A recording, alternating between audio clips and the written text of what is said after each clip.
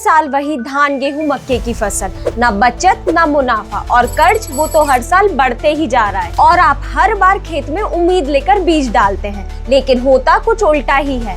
अगर आप भी इस चक्रव्यूह में फंस चुके हैं तो ये वीडियो खास आपके लिए है, क्योंकि आज के इस वीडियो में मैं आपको बताने वाली हूँ 5 ऐसी जबरदस्त फसलें जिनमें वो ताकत है जो किसान को कर्ज के दलदल से एक झटके में निकाल सकती है। तो कौन सी है वो फसल जो आपकी किस्मत बदल सकती है, यही सब बात करेंगे आज के वीडियो में। तो वीडियो को अंत तक जरूर देखें।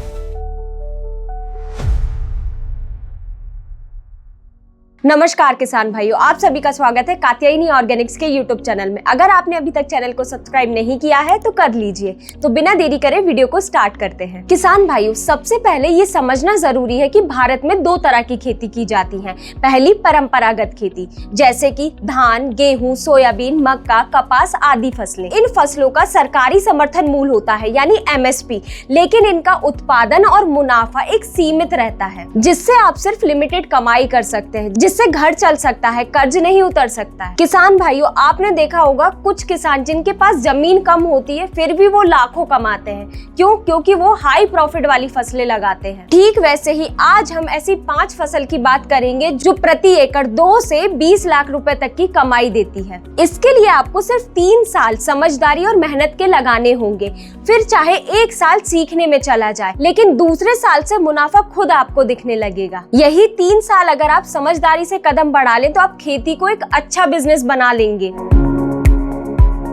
किसान भाइयों, अब बात करते हैं सबसे पहली फसल की जो सबसे ज्यादा कमाई देती है।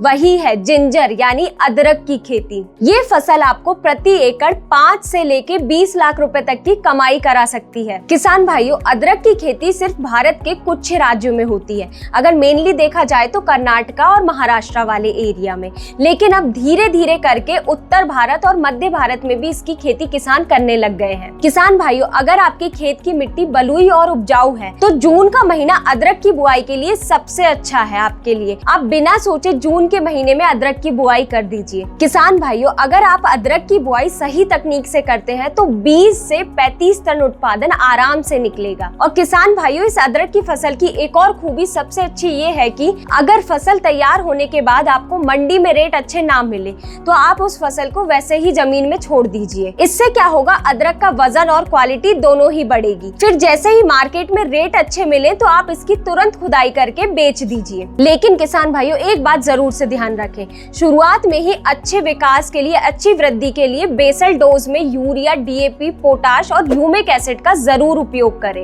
इन सभी खादों का सही समय पर सही उपयोग करने से फसल अच्छी होगी और कमाई भी और अच्छी होगी।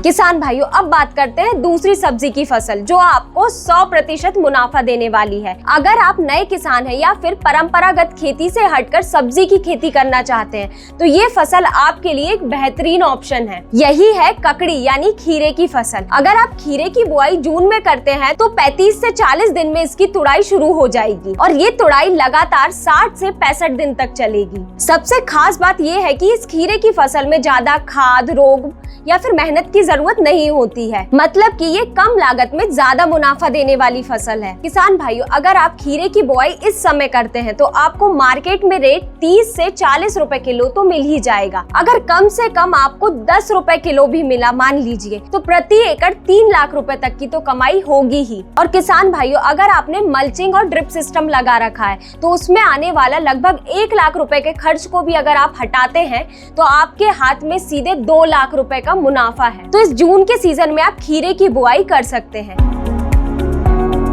तो किसान भाइयों, अब बात करते हैं तीसरी सब्जी की फसल की जो भारत के किसी भी राज्य के किसी भी कोने में किसी भी तरह की मिट्टी में आसानी से उग सकती है।